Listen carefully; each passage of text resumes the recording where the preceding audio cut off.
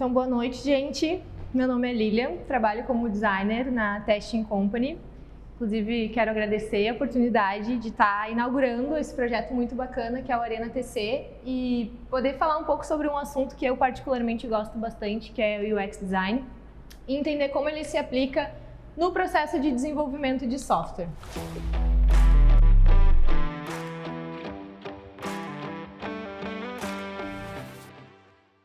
Então, antes de começar, eu gostaria de enfatizar que isso não é um assunto que se encaixa numa caixinha fechada.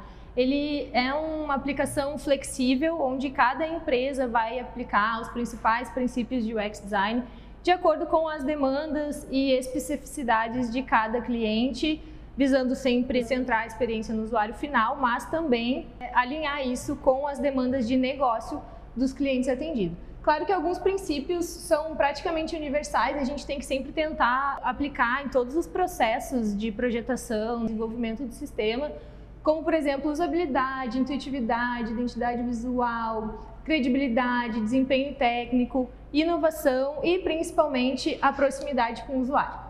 Para abordar o assunto, então, eu separei esses 3 tópicos principais. Como é um assunto muito vasto e amplo, para a gente não aprofundar e se perder muito no tempo, eu acho importante começar definindo o conceito de UX, porque é uma área que está se popularizando bastante ultimamente, está super em alta, mas ainda eu percebo que as pessoas confundem bastante.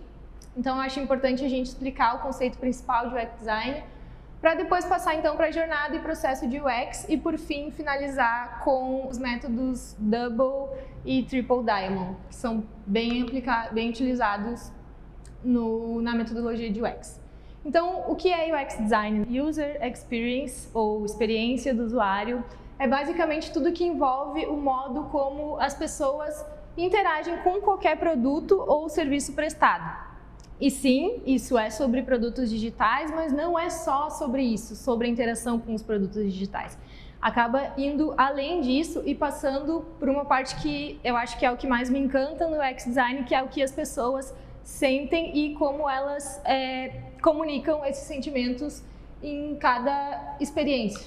Então, se experiência do usuário é qualquer coisa que envolva pessoas, sentimentos e interações, o que a gente se pergunta aqui é como que essas coisas se comunicam entre si, né? Visto que isso pode se aplicar para aplicativos mobile, sites, sistemas, mas indo além disso, experiências como passeios, viagens, ou até mesmo o uso de objetos do cotidiano. Por exemplo, Don Norman, que é o pai do termo UX, ficou conhecido pelas portas de Norman, onde ele fazia analogias das portas, que a gente usa todos os dias e acessa todos os dias, com o desenvolvimento de software, onde os mesmos princípios que eu aplico para desenvolver uma porta, eu aplico para desenvolver o software, visando deixar mais intuitivo. Porque, por exemplo, se a gente for pensar numa porta, para nós é óbvio, né? Abrir, fechar, entrar e sair.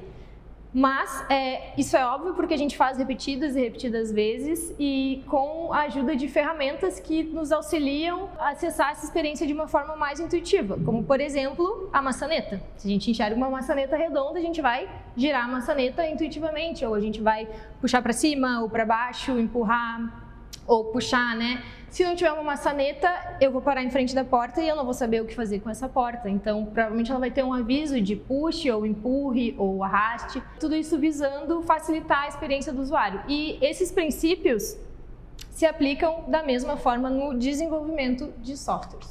Então, trazendo um pouco para o nosso contexto digital, a questão aqui é como estabelecer essa comunicação de pessoas, sentimentos e interações.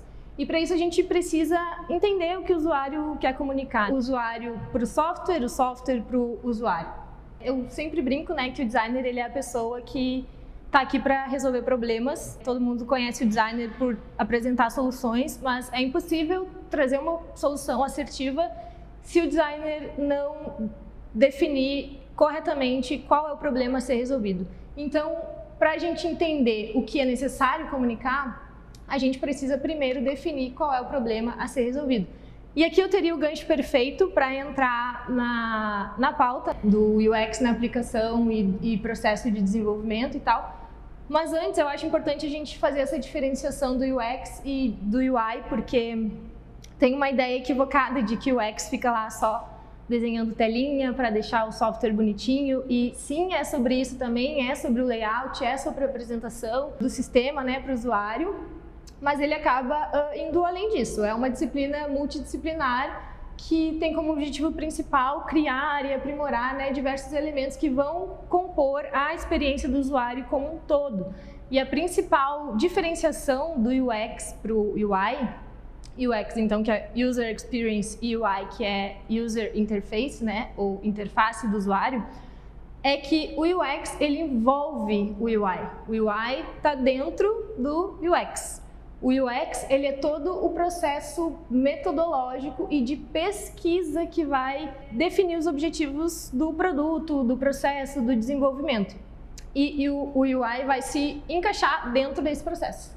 Então aqui eu trouxe bem de forma ilustrativa para a gente conseguir visualizar melhor essa diferenciação. Então o UX, como eu falei, ele versa mais sobre a pesquisa, sobre a etnografia, sobre entender aspectos culturais, sociais, de onde o usuário está inserido, onde o cliente está inserido, quais são as demandas desse cliente, por que ele precisa usar, o que ele precisa usar, quando ele vai usar. Passa sim por fase de prototipação, também a parte gráfica e tal, mas é mais o embasamento do projeto, vai versar mais sobre a parte comportamental. Enquanto o UI versa mais sobre a aparência, e aí sim, tipografia, cores, elementos visuais, sistema de design, né, que vai padronizar toda essa família de elementos apresentados no sistema. Então, assim, na prática, o dia a dia de um UX designer, ele vai ter reuniões e pesquisas diretas com os clientes e com os usuários, visando entender, identificar e encontrar o problema principal a ser resolvido para depois destrinchar e elencar diversos outros problemas que vão sair desse problema principal.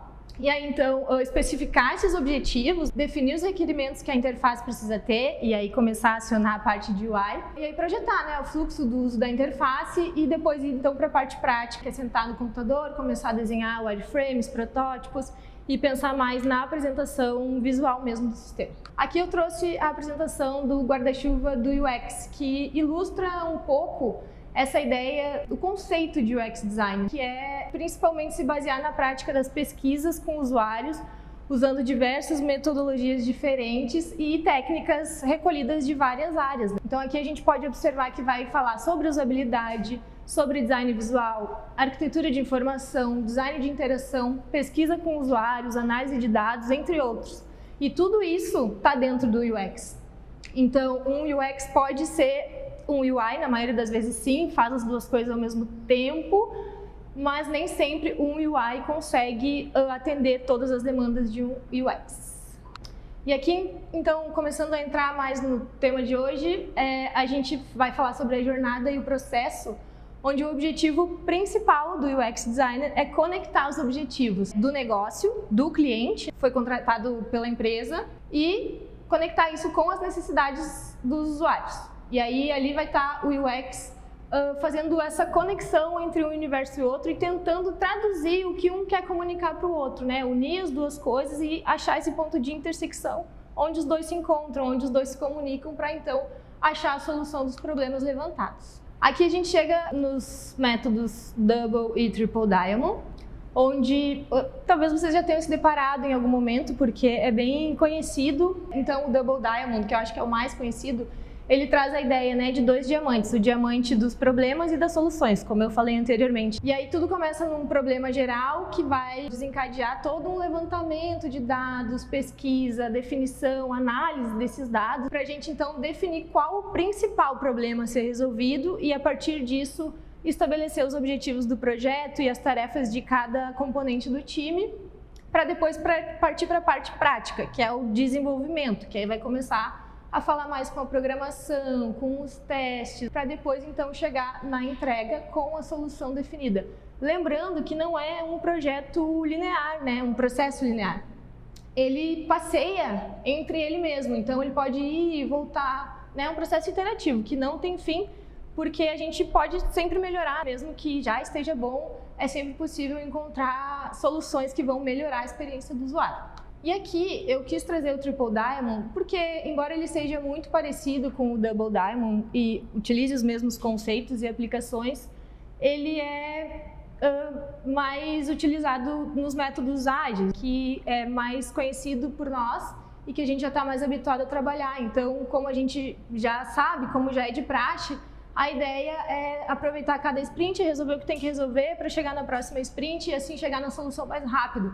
Então não se perde muito tempo para criar o produto final perfeito e vai criando o produto e já vai testando e já vai iterando e tentando melhorar. E sim, não se perde muito tempo nessa parte inicial, mas a pesquisa, tanto no Double quanto no Triple e em qualquer outra metodologia de UX Design, ela vai sempre ser essencial, ela é a base de qualquer projeto. Então tudo vai começar numa boa pesquisa, num bom levantamento de dados. A diferença é que aqui a gente tem uma parte mais de briefing, às vezes conversa com integrantes do próprio time, da empresa, clientes, stakeholders, enfim.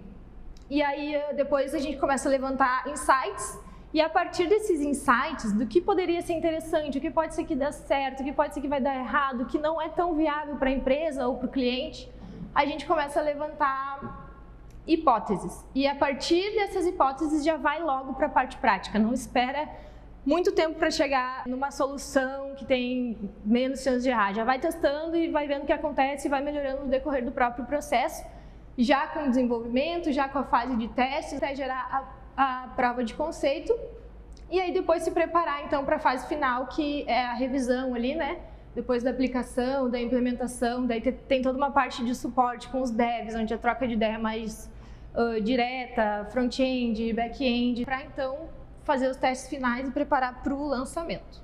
Então, o que a gente observa em comum, tanto no Double quanto no Triple Diamond, são algumas fases que se repetem, que é a imersão, a pesquisa, a análise e coleta de dados e a definição dos problemas. E isso versa sobre a descoberta geral do problema, qual é a necessidade do cliente, qual é a demanda do usuário final que esse cliente quer atender.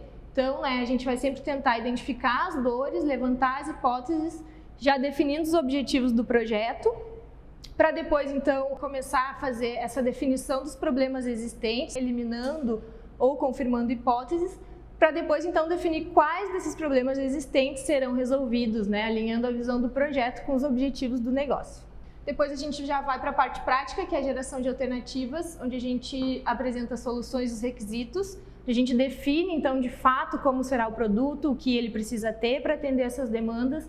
E aqui é importante falar que a gente deve, sim, sempre considerar a experiência do usuário final, mas nunca esquecer as especificidades do cliente, porque eu só vou conseguir atender adequadamente a demanda do meu usuário final se eu atender adequadamente a demanda do meu cliente. Então, isso precisa se comunicar desde o início do projeto até o final.